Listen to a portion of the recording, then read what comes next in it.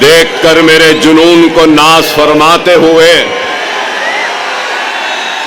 देखकर मेरे जुनून को नाज फरमाते हुए मौत शर्माती है मेरे सामने आते हुए।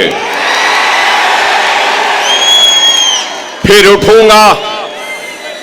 उठूंगा अबर की मानन, बल खाता हुआ, घूमता फिरता, गरजता गूंजता गाता हुआ, वलवलों से बरख की मानन लहराता हुआ, मौत के साए में रहकर मौत पर छाया हुआ, मौत के साए में रहकर मौत पर छाया हुआ। काम है मेरा तगय्युर, नाम है मेरा शबाब, मेरा नारा इत्तेहाद इत्तेहाद इत्तेहाद। ये जोश मलियाबादी के गजल के अशार हैं और जोश साहब से माफी मांगता हूं कि इसमें मैंने कुछ तरमीम की है, तो मैंने इसको मेरा नारा इत्तेहाद इत्तेहाद इत्तेहाद कहा है। बेशक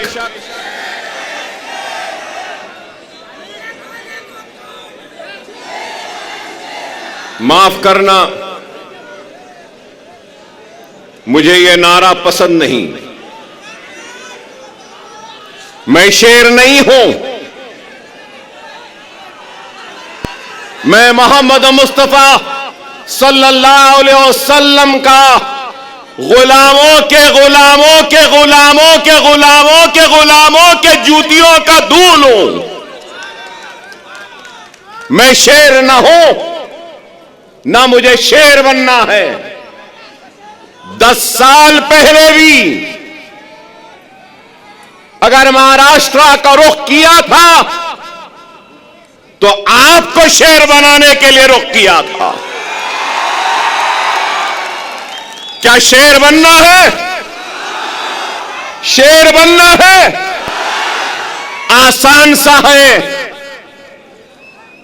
नमाज के पाबंद बन जाओ, कुरान को तर्जुमे से पढ़ो, सुन्नते रसूलुल्लाह को अपने जिंदगी का हिस्सा बना लो, यतीमों के सर पर हाथ रखो, बेवाओं की मदद करो, जुल्म के खिलाफ आवाज बुलंद करो और दुनिया तुम्हें शेर कह के पुकारेगी। आसान 10 साल पहले भी अगर आपके दरमियान में आया था तो इत्तेहाद के पैगाम को लेकर आया था। उस इत्तेहाद के जरिए नाइंसाफियों को इंसाफ में बदलना चाहता था, हक तलफी को हक में तब्दील करना चाहता था, नाइंसाफी को इंसाफ में बदलना चाहता था और हमारे वजूद के जरिए हमको खत्म करने वालों को यह पैगाम देना चाहता था कि यह मुल्क जितना माथे पे तिलक लगाने वाले का है, सर पे पगड़ी बांधने वाले का है, उतना ही यह मुल्क चेहरे पे रखने और सर पे टोपी पहनने वाले का भी है। यही पैगाम था और यही कोशिश थी जिसको लेकर हम आगे बढ़े थे 2014 में। और उस 2014 में महाराष्ट्र के 18,000 किलोमीटर का फासला मैंने अपनी गाड़ी में तय किया था, अपनी जान को हथेली में रखकर डराया गया, धमकाया गया, लेकिन न डरे न घबराए, बेखौफ होकर बेबाकी के साथ इज़ारे हक को बयान किया और सिर्फ आपसे अगर इल्तिजा की, आपसे दरखास्त की और आपसे अगर गुजारिश की तो सिर्फ और सिर्फ इत्तेहाद, इत्तेहाद और इत्तेहाद कहा। मैं ये भी याद दिलाऊं कि अकबरुद्दीन ओवैसी 10 साल पहले भी अगर आया था तो इत्तेहाद के लिए आवाज को उठाई थी, दरखास्त की थी, तो अपने इस शेरवानी के दामन को फैलाकर अपने कलमगो भाइयों के सामने एक इत्तेहाद का भिखारी बनकर अपनी शेरवानी के इस टुकड़े को आगे बढ़ाया था और यही कहा था कि ये इत्तेहाद का भिखारी आया है, तुम अपने इत्तेहाद की खैरात मेरे दामन में डाल दो।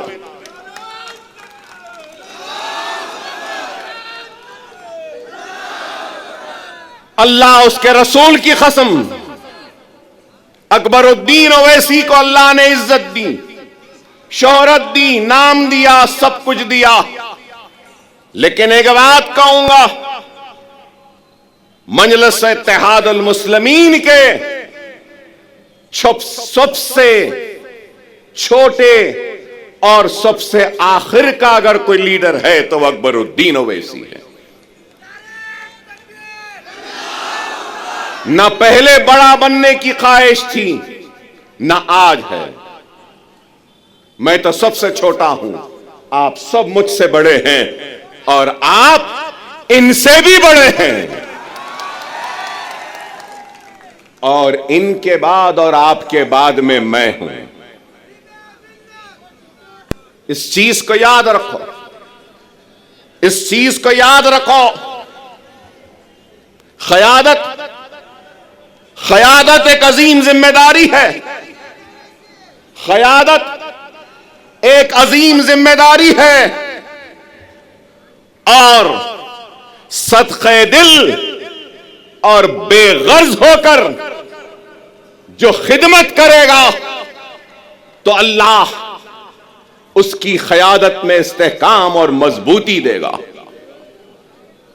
क्योंकि मुझे मेरे वालिद और सालारे मिल्लत ने मुझसे कहा, क़यादत आसान नहीं, अगर क़यादत करना है तो बेगर्ज बन जाओ, तो जब गर्ज वाले की तकलीफ का एहसास होगा, जब तुम्हारी क़यादत में गर्ज आ जाएगा तो फिर वह क़यादत मजबूत नहीं हो सकती।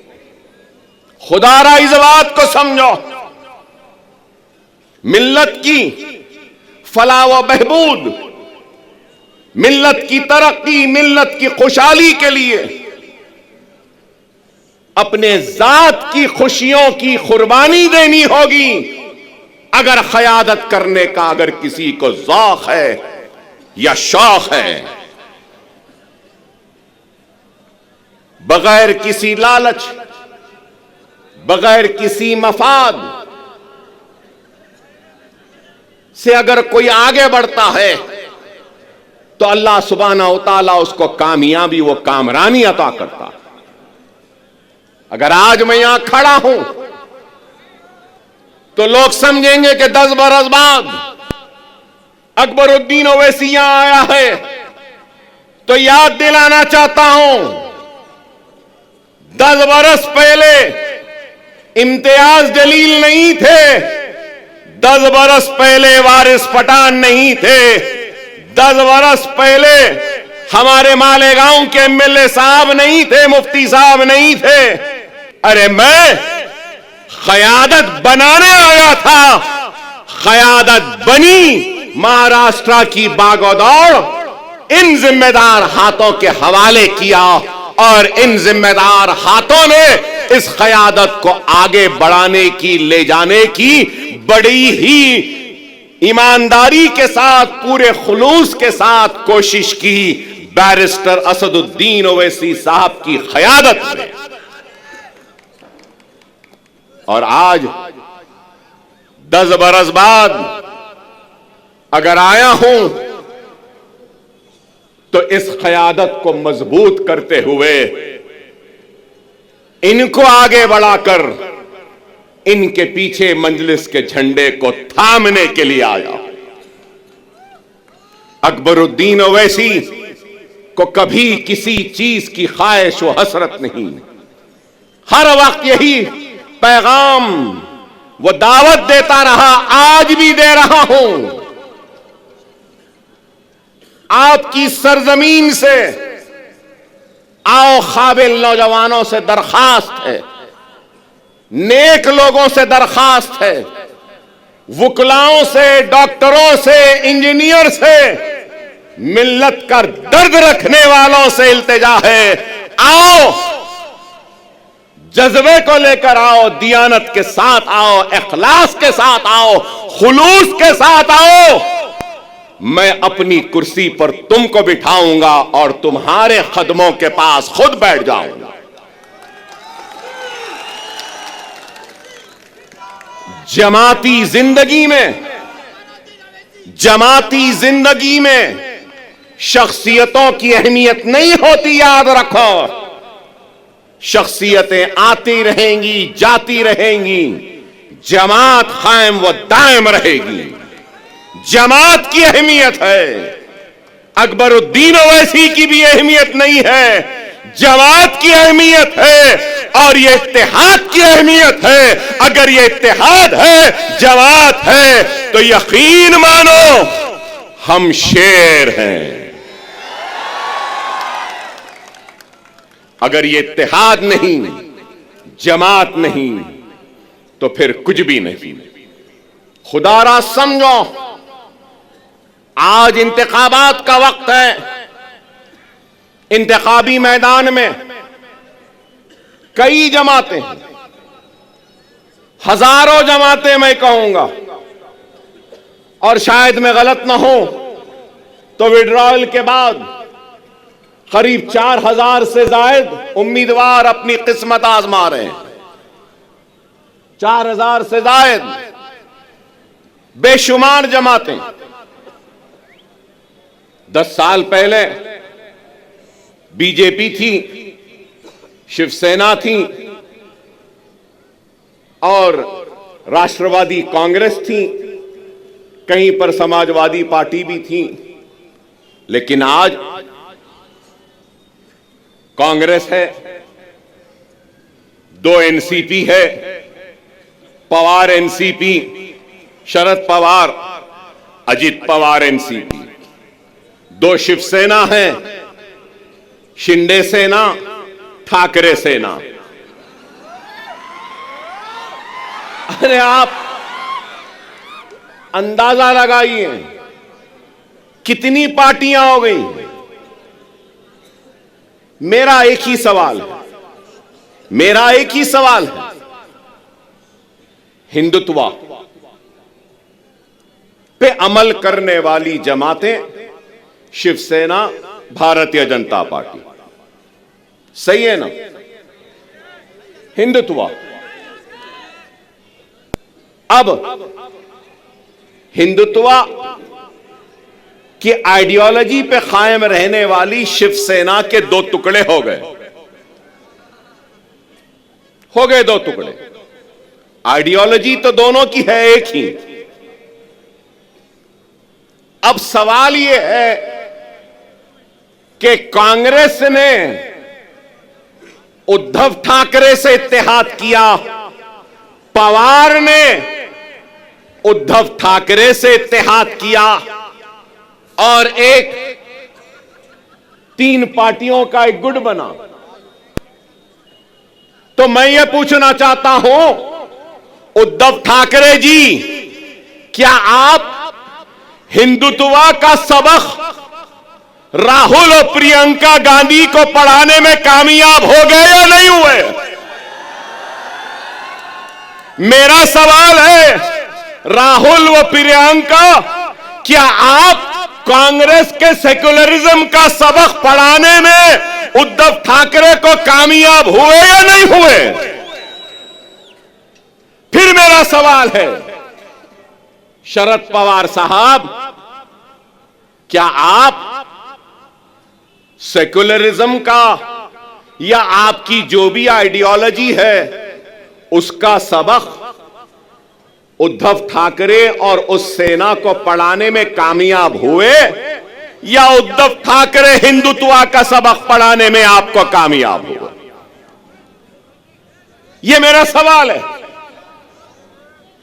चलो ये इनका हो गया, तो अब दूसरी तरफ अब हम देखते हैं कि अजीत पवार, तो मैं पूछना चाहता हूं कि अजीत पवार शिंदे के सबक को पढ़ लिए, समझ लिए, या शिंदे ने पवार को नया सबक पढ़ाया, नया सिखाया, या फिर बीजेपी ने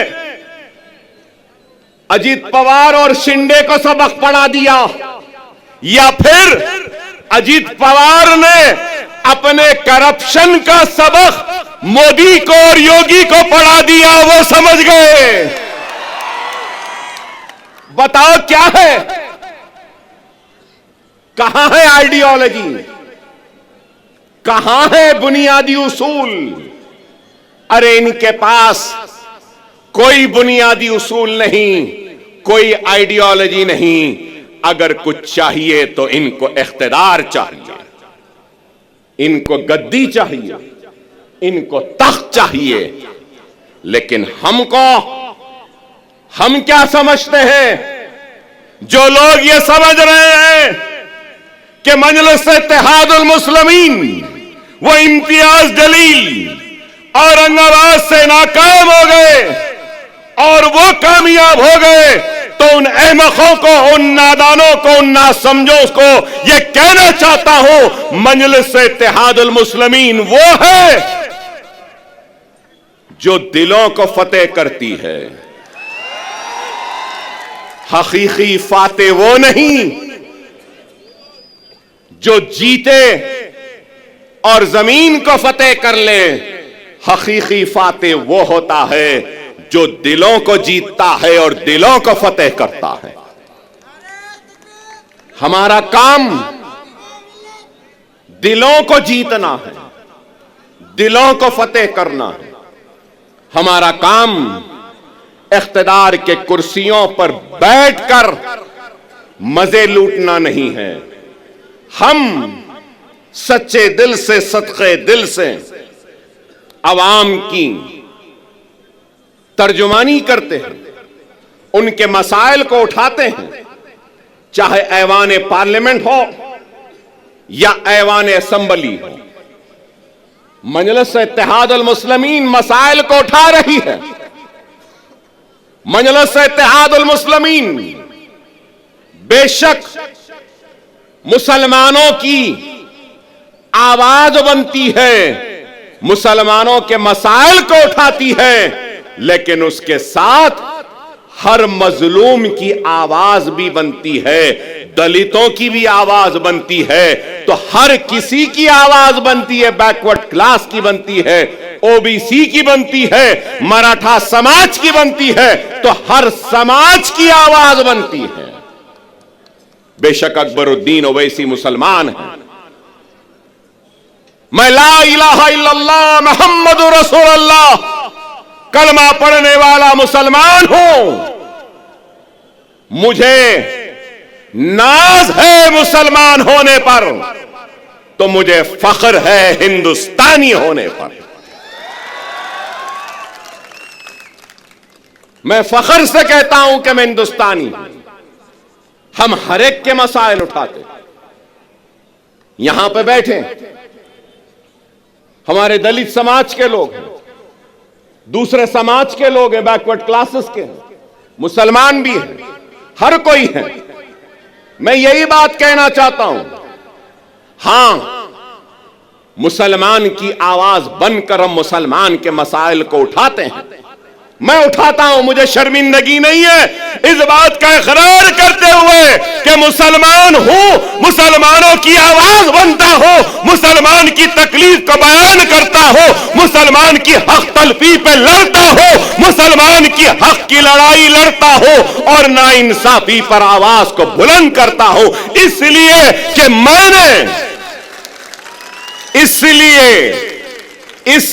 कि मैंने दस्तूर पर हल्फ लिया है, बहैसियत रुकने असम्बली अवामी नुमाइंदे मेरी जिम्मेदारी है कि मैं सबसे पीछे वाले को आगे लाऊं, पिछड़े हुए को ताकत दूं, कमजोर को कुव्वत दूं और जो आखिरी में है उसको आगे बढ़ाऊं।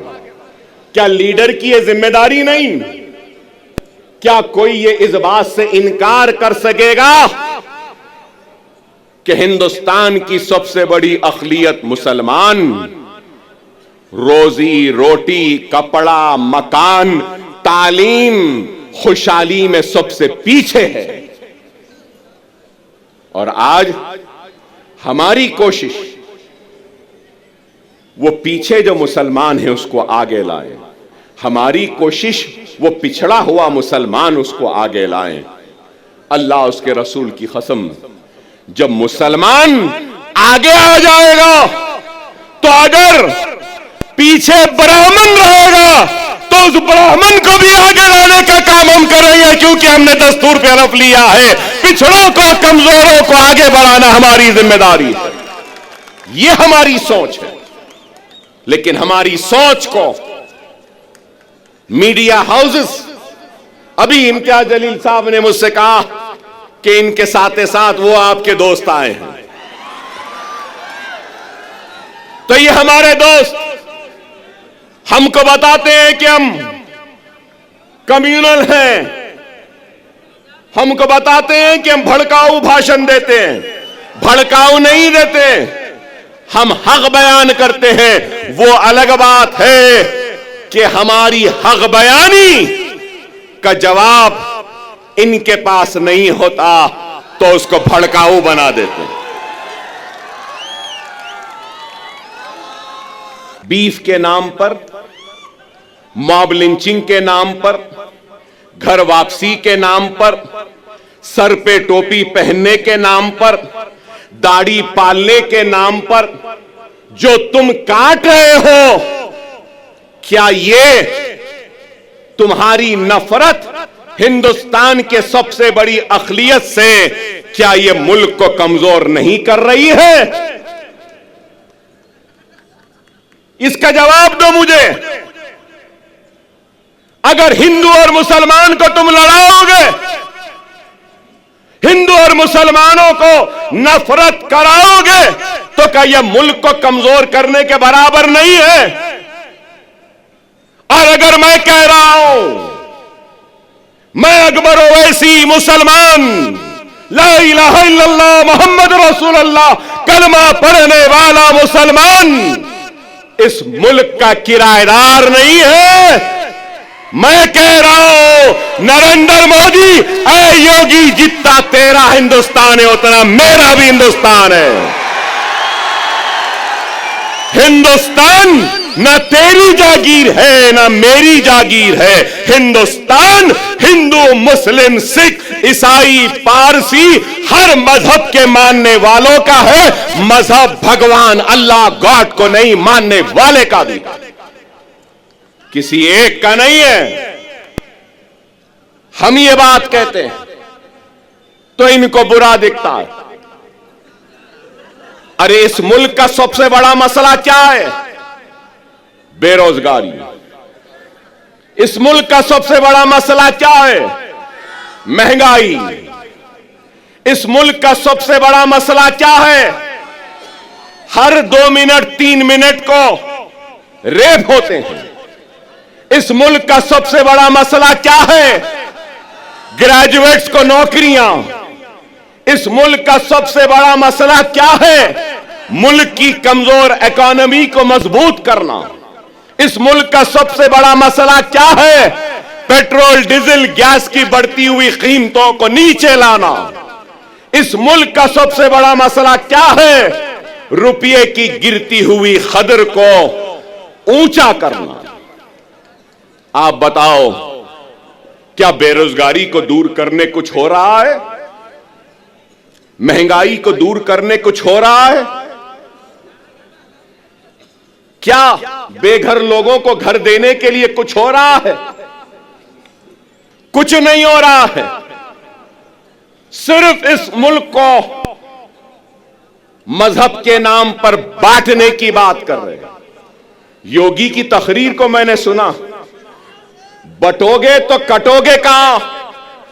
उसके बाद कहा कि जात पात की सियासत। अरे जात पात की सियासत बोलने वाले, तू ये क्यों नहीं कहता कि मजहब की सियासत नहीं करनी चाहिए? ये बात क्यों नहीं कहते? ये तो मजहब की सियासत करेंगे, नफरत के बीज को बोते जाएंगे, असल मसाइल से तवज्जो हटाते रहेंगे। अगर कुछ है तो तलाक सलासा। अरे तलाक सलासा मसला नहीं है, हर मिनट में होने वाला एक रेप, यह हिंदुस्तान का सबसे बड़ा मसला है। एक औरत रात के अंधेरे में घूम नहीं सकती, खेतों में उसकी इज्जत और इस्मत को लुटेरे लूट रहे हैं, यह मसला है। अरे इस पे बात करो, इस पे कुछ करो। नहीं, मुसलमान ऐसा, मुसलमान के इतने बीवी, मुसलमान ऐसा करा, मुसलमान वैसा करा। अरे आप बताओ, तलाक सलासा हो गया, CAA NRC, CAA NRC. Parliament में थे इम्तियाज जलील साहब, हर मसले पर। अरे आप बताओ, आज मैं यहां खड़े होकर कह रहा हूं, जिम्मेदारी के साथ कह रहा हूं, मजलिस इत्तेहाद अल मुस्लिमीन के एक जिम्मेदार लीडर की हैसियत से कह रहा हूं और यह ऐलान कर रहा हूं कि मराठा समाज के लिए जो रिजर्वेशन की तहरीक चला रहे हैं, उनके लीडर, मैं उनसे कहूंगा, हमारा पूरा साथ आपके साथ है, हमारा पूरा ताउन आपके साथ है। हम पूरी कोशिश करेंगे, मगर उसके साथ साथ मैं ये भी कहूंगा, इत्तेहाद होता है ना, तो इत्तेहाद बैनुल मजलूमीन होना चाहिए। इत्तेहाद बैनुल मजलूमीन होना चाहिए। हिंदुस्तान में जुल्म का शिकार अगर कोई है तो वो मुसलमान है। हिंदुस्तान में जुल्म का शिकार अगर कोई है तो वो दलित है। हिंदुस्तान में जुल्म का शिकार अगर कोई है तो वो पसमानदा तबकात है। चलो आओ, मराठा, दलित और मुसलमान इत्तेहादुल बैनुल मजलूमीन बन जाते हैं और अपने जुल्म के खिलाफ आवाज को बुलंद करते हैं।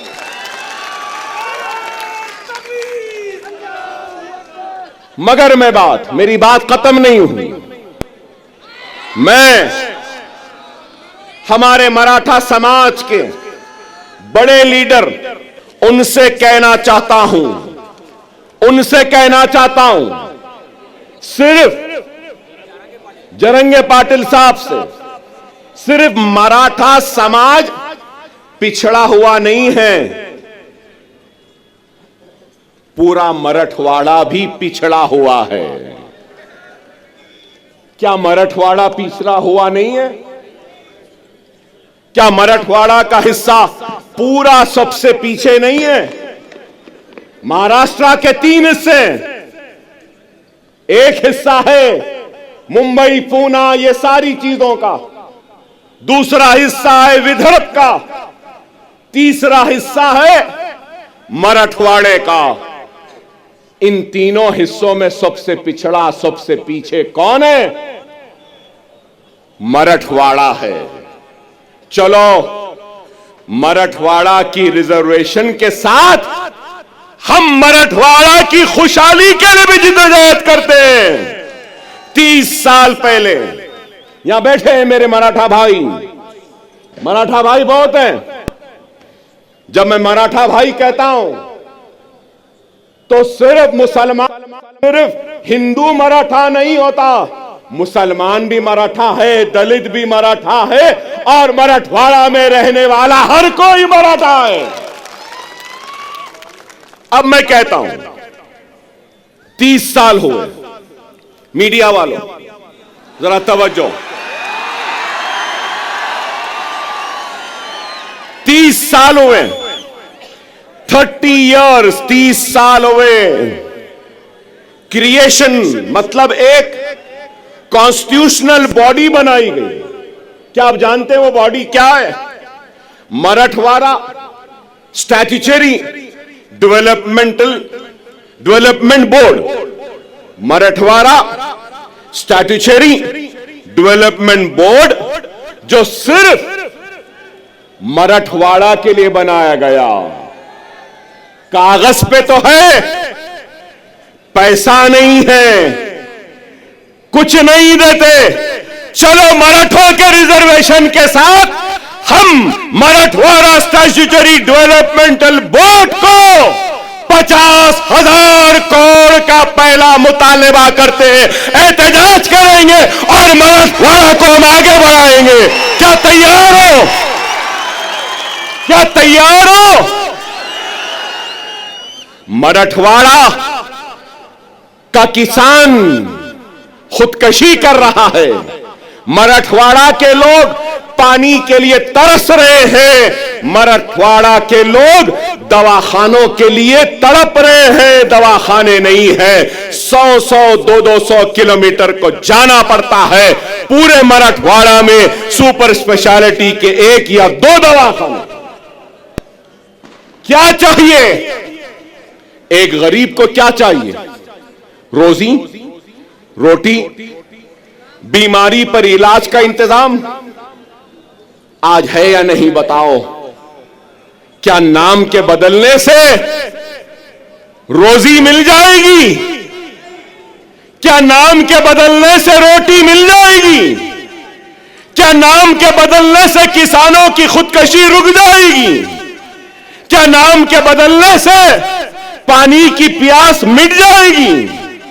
क्या नाम के बदलने से क्या बीमार को शिफा मिल जाएगी? क्या नाम के बदलने से कर्जदार किसान के कर्ज दूर हो जाएंगे? नाम में क्या रखा है? ऐ नाहिलो ना समझो, ऐ झूठो, ऐ बेमानो, काम करो काम।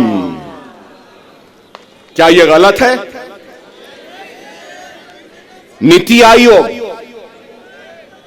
आयोग की रिपोर्ट उठाकर देख लीजिए मीडिया वालों। काबिल है, मुझसे काबिल, मुझसे पढ़े लिखे, मुझसे समझदार, मुझसे दूरअंदेश, मुझसे ज्यादा सोच फिक्र करने वाले, और मैं तो खुला कह रहा हूं मोदी और योगी का मैं तो दुश्मन हूं, शायद आप उनके दोस्त हैं। बताओ उनको, जाकर बोलो नीति आयोग क्या कह रहा है। नीति आयोग की लेटेस्ट रिपोर्ट कह रही है मेरे मराठा भाइयों कि सबसे पिछड़ा हुआ जीएसडीपी कम है, रोजाना की कमाई, पानी नहीं मिल रहा है, बीमारी के लिए तड़प रहे हैं। नीति आयोग कह रहा है कि वो मराठवाड़ा का रीजन है। मैं इम्तियाज जलील साहब से भी कहूंगा, सीमांचल की तरक्की के लिए मजलिस लड़ रही है। आप पार्लियामेंट में थे तो आप भी लड़े, अब आप आओ, मैं भी आपके साथ हूं। हम मराठवाड़ा की खुशहाली व तरक्की के लड़ेंगे, हम मराठों को साथ में लेंगे, मुसलमानों को लेंगे, हिंदुओं को लेंगे, मराठों को लेंगे, दलितों को लेंगे, एससीओ को लेंगे, एसटी को लेंगे, सबको लेंगे और मराठों और मराठवाड़ा के लिए हम लड़ेंगे। क्या मेरी बात से आप राजी हैं? राजी हैं? मेरी बात सही है? सही है तो नारे तकबीर, नारे तकबीर, नारे तकबीर। मराठा चीफ मिनिस्टर नहीं चाहिए, मराठवाड़ा में पानी चाहिए। मराठा मिनिस्टर नहीं चाहिए, मराठों को नौकरियां चाहिए। मराठा वो क्या कहते हैं, guardian minister. Maratha guardian minister नहीं चाहिए, मराठों और मराठवाड़ा को उसका हक चाहिए। ये हम चाहते हैं, ये हमारी सोच है, ये हमारी फिक्र है। मैंने आपसे पहले भी कहा कि क्या उद्धव ठाकरे अपना सबक पढ़ाने में कामयाब हो गए या नेहरू गांधी खानदान अपना सबक पढ़ाने में कामयाब हो गए? मेरी इस बात को याद रख लो, अपने वोट की अहमियत को समझो।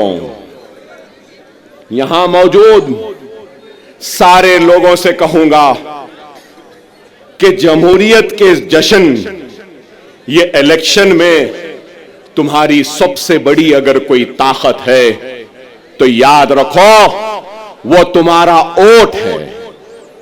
वोट का सही इस्तेमाल करो।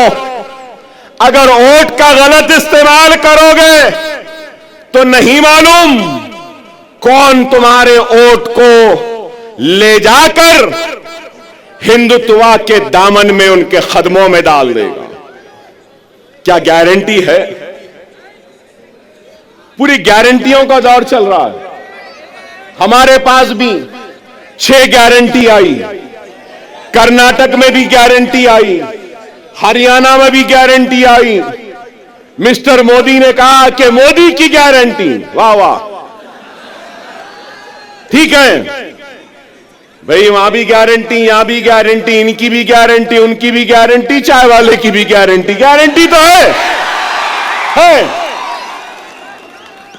लेकिन ये गारंटी है ना,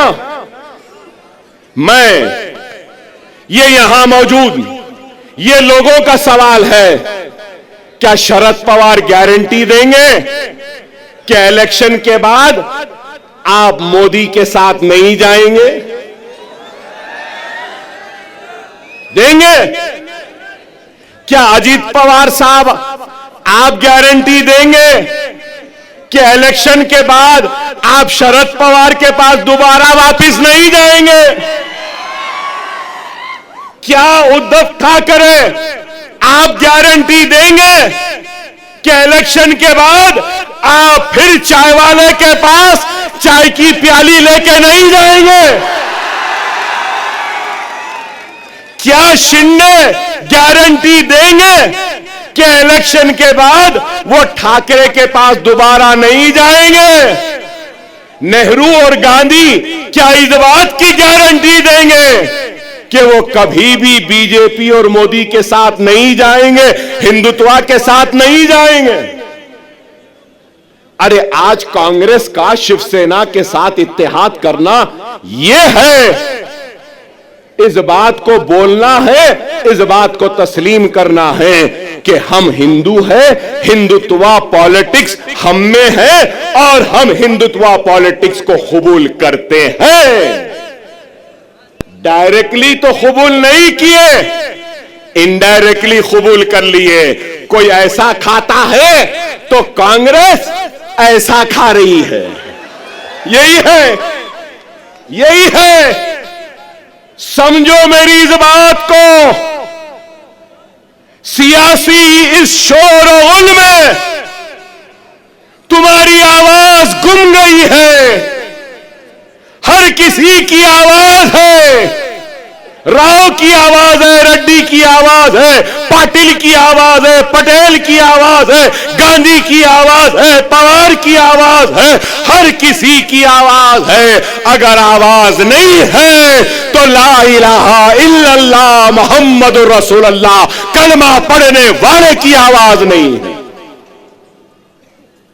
और मैं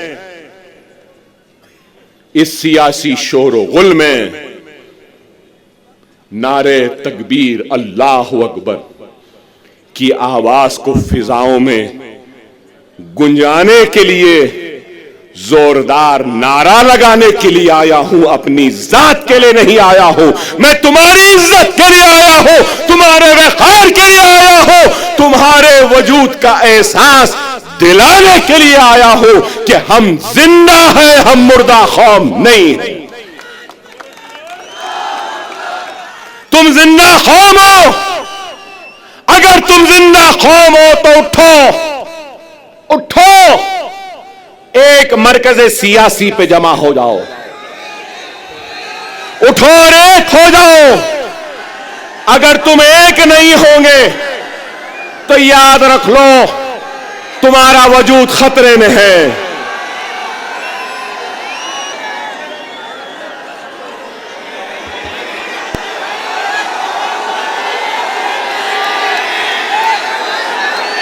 (9:45)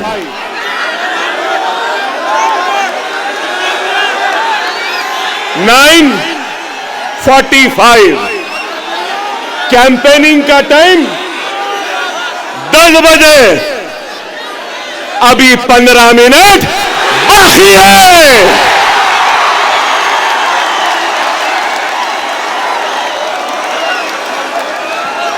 अरे भाई 15 मिनट बाकी है, सब्र करिए। ना वो मेरा पीछा छोड़ती है, ना मैं उसका पीछा छोड़ सकता हूं। चल रही है मगर क्या गूंज है। नारे तकबीर, नारे तकबीर, नारे तकबीर। अल्हम्दुलिल्लाह, अल्हम्दुलिल्लाह। खुदारा मेरी बात को समझो, वक्त नाजुक है। हमारा सबसे अव्वलीन फरीजा क्या है? क्या है? महाराष्ट्र में बीजेपी और शिंदे सेना और अजीत पवार के हुकूमत को शिकस्त देना, हराना है।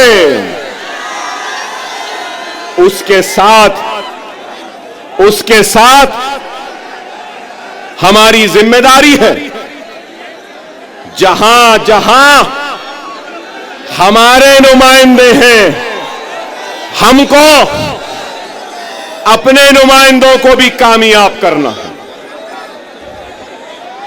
मैं आपके जोश की कदर करता हूं, आपके जोश का एहतराम करता हूं। याद रखो, वो कौम जिसके पास सिर्फ जोश है और होश नहीं, तो वो कौम कामयाब नहीं होती। वही कौम कामयाब होती है जिस कौम के पास जोश भी होता है और होश भी होता है। थोड़ी देर है, सुन ले, अपनी बात को खत्म करूंगा। 12 मिनट हैं।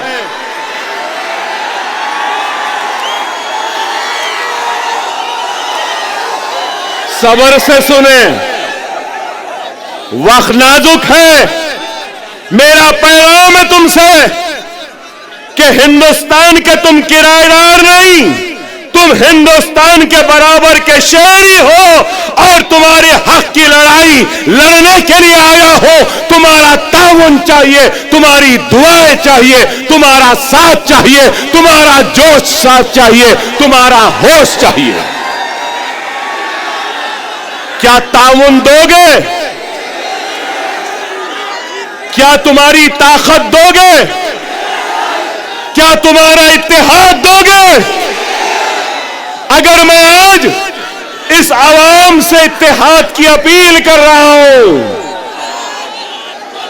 तो मजलिस इत्तेहादुल मुस्लिमीन से किसी भी वजह से दूर होने वाले हर फर्द, हर मर्द, हर खवातीन, हर कायद से अपील करता हूं कि आओ इस जमात में आ जाओ, वापिस आ जाओ। ये जमात तुम्हारी भी है, ये तुम्हारी थी, आओ।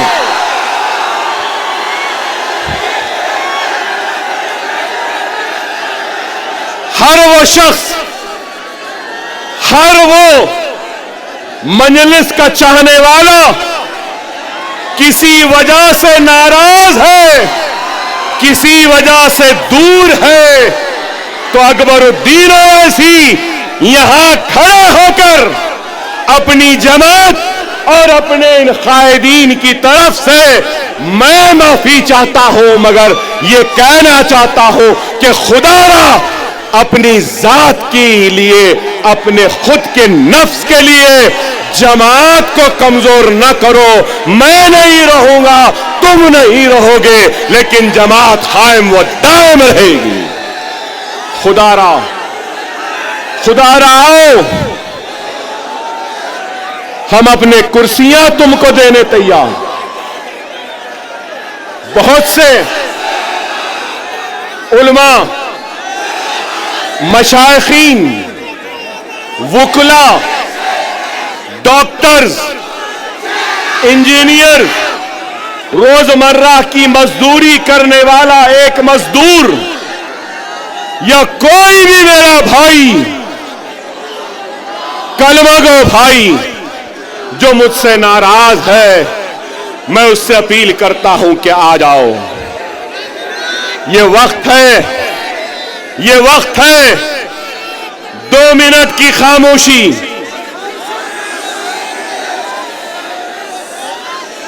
2 मिनट की खामोशी,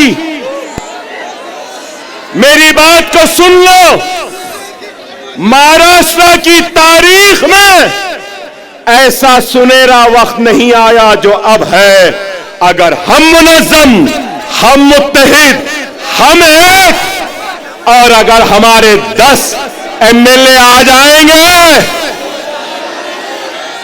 ना ठाकरे, ना शिंदे, ना गांधी, ना पवार, हमारी मर्जी, हमारी इजाजत के बगैर कोई भी तख्त पे नहीं बैठ सकता। सुनहरा मौका है, समझो। तुम बादशाहगर हो। तुम क्या हो? बादशाहगर हो। जिसको चाहे तख्त पे बिठा सकते हो, जिसको चाहे तख्त पे औंधा लिटा सकते हो। समझो इस बात को।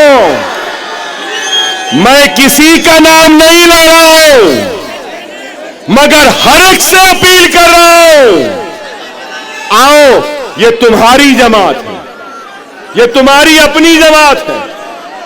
अगर तुम, एक बात कहूंगा, एक बात कहूंगा, एक बात सुनो, सुनो मेरे भाई। एक बीज होता है ना, बीज, बीज को जमीन में बोते हैं ना, जमीन में बोने के बाद अपने पसीने से, अपने खून से उस जमीन को सेंचते हैं। वो बीज एक पौधे का शक्ल इख्तियार करती है। फिर उसके बाद वो पौधा एक दरख्त बनता है, और दरख्त बनने के बाद उस दरख्त में क्या आते हैं? फल आते हैं, फल। ये वक्त सुनो, ये वक्त सुनो। हमने बीज बोया, खून पसीने से सेंचा जमीन को, पौधा आया, झाड़ लगे, और वो झाड़ में आज फल है। ये फल खाने का वक्त है, फलदार दरख्त को काटने का वक्त नहीं है। खुदा इस बात को समझो। मेरे उलमा ये बात को समझिए, मेरे मशाइख इस बात को समझिए, मेरे डॉक्टर साहिबीन इस बात को समझिए, मेरे वकला साहिबीन समझिए, मेरे गरीब मुसलमान भाइयों इस बात को समझो। ये फल खाने का वक्त है, फलदार दरख्त को काटने का वक्त नहीं है। खुदारा एक हो जाओ। आपका जोश, आपकी बेचैनी है, नहीं तो बहुत सोच के आया था, जरा चाय चाय भी बोलूंगा, चाय वाले को भी बोलूंगा,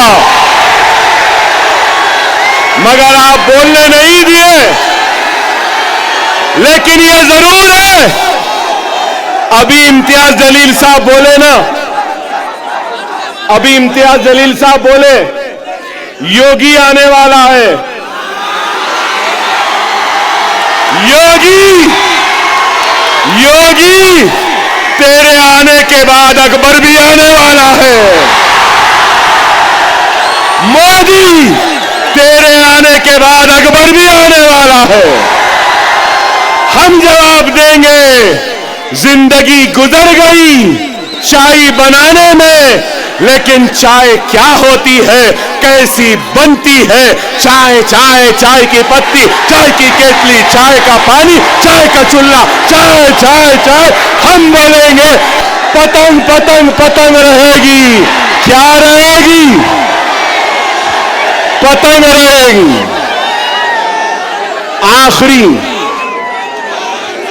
आखिरी अहम बात, आखिरी अहम बात, 10 साल के बाद आया था, अल्हम्दुलिल्लाह जोश तो आज भी है बाकी। 10 साल बाद आया, लेकिन वलवला आज भी बाकी है।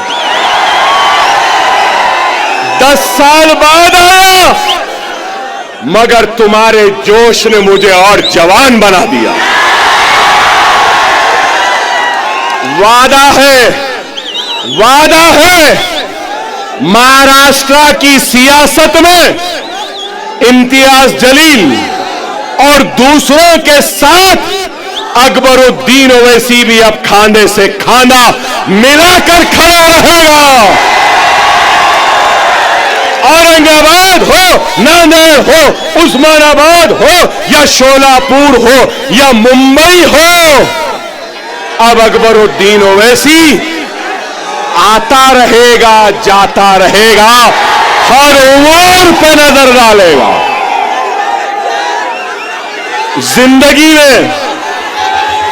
जिंदगी में मैंने कभी भी वोट नहीं मांगा। मैं 6 इलेक्शन जीत गया। कितने? 6। अब 30 बरस होते हैं। मगर आपसे कहूंगा, आप इस इलेक्शन में मजलिस के साथ साथ इम्तियाज जलील और नासिर साहब के साथ साथ और हमारे दलित भाई के साथ साथ आप अपना वोट अकबर ओवैसी को भी दे रहे हो। आपकी हर तकलीफ में अकबर ओवैसी आएगा, आपके हर दुख में आएगा, आपके साथ रहेगा। इंशाअल्लाह ताला आसमान में सिर्फ पतंग पतंग पतंग पतंग पतंग पतंग पतंग रहेगी। नारे तकबीर, नारे तकबीर, नारे तकबीर। हिंदुस्तान, हिंदुस्तान, हिंदुस्तान। हम सब एक हैं, हम सब एक हैं और हम सब एक रहेंगे। औरंगाबाद हमारा था, हमारा है, हमारा रहेगा।